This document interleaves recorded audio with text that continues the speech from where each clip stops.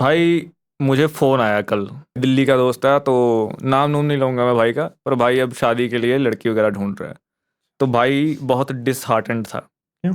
उसकी पहली मीटिंग हुई लड़की के साथ, ठीक है।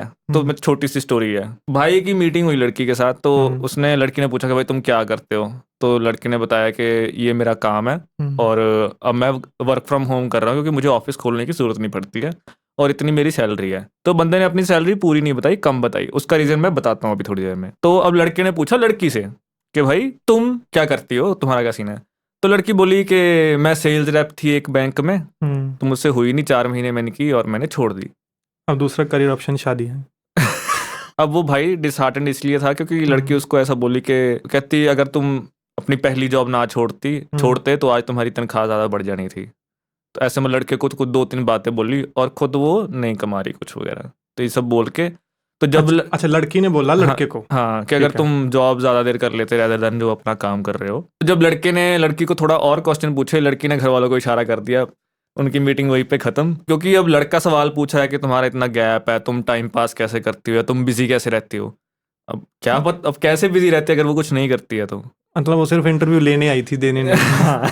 तो भाई मुझे बोल रहा है, मैंने मेरा क्वेश्चन ये था कि भाई तुम अपनी सैलरी कम क्यों बता रहे हो।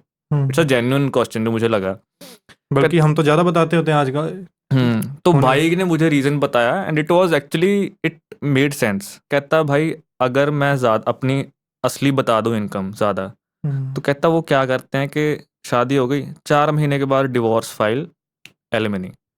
अच्छा। तो कहता भाई मेरे सामने हुआ है, मैंने ये देखा है, एक्चुअली बिजनेस बन चुका है। तो at that point I was like okay now it made sense कि तुम क्यों अपनी पे कम बता रहे हो, ताकि जो गोल्ड डिगर्स हैं वो फिल्टर आउट हो जाएं। हाँ वो चीज़। It was pretty smart and it's also very sad.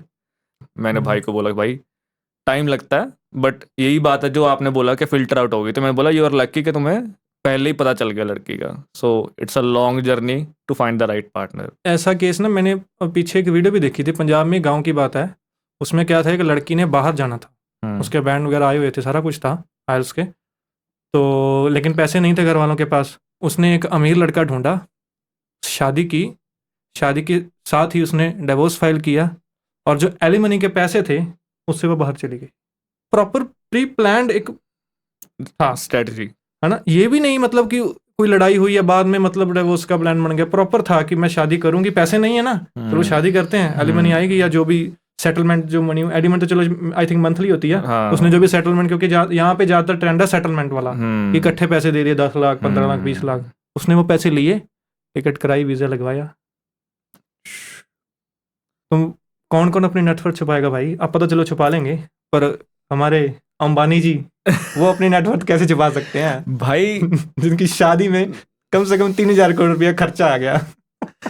मैंने एक पोस्ट देखा, लाइक इसने ट्वीट किया था मुझे, आने लड़की ने वो लड़की कहती इमेजिन अगर अब ये लड़की जो भी उनकी वाइफ है अंबानी के बेटे की, राधिका नाम उनका है, राधिका मर्चेंट, अगर राधिका मर्चेंट अब अगर डिवोर्स फाइल कर दे तो दुनिया की सबसे बड़ी एलिमनी आ जाएगी। मतलब लोगों का दिमाग जा ही उधर रहा है। अब जितना मुझे पता है, लोगों को लगता है कि सब पूछ रहे हैं कि यार इससे शादी क्यों कर रही है, वो Exactly. वो सुंदर है, ये है, और हमारा जो भाई है, हमारा तो कैसे भाई होगा चलो, पर जो अनंत है उसका नाम, अनंत अंबानी, हाँ जो अनंत अंबानी है, उनको हेल्थ प्रॉब्लम्स है, तो that's why he is on steroids and इतना वेट है। बट टर्न्स आउट के जितना मुझे भी सुनी सुनाई बात है कि देवर इन स्कूल एंड कॉलेज इकट्ठे, वहां से उनका प्यार चल रहा है। जो मर्चेंट है, she is also from a very wealthy family. तो अंबानी जितनी वेल्दी तो नहीं है शायद, आई थिंक, है ना। पता है भाई क्या सीन होता है, एक पॉइंट के बाद ना पैसा ज्यादा हो, जितना भी ज्यादा हो, फर्क नहीं पड़ता, क्योंकि लाइफस्टाइल चेंज नहीं होता, वो उतना ही लग्जरियस रहेगा। हाँ एक पॉइंट के बाद तुम कितनी ही लग्जरी ले लोगे। तो I think she is pretty well of.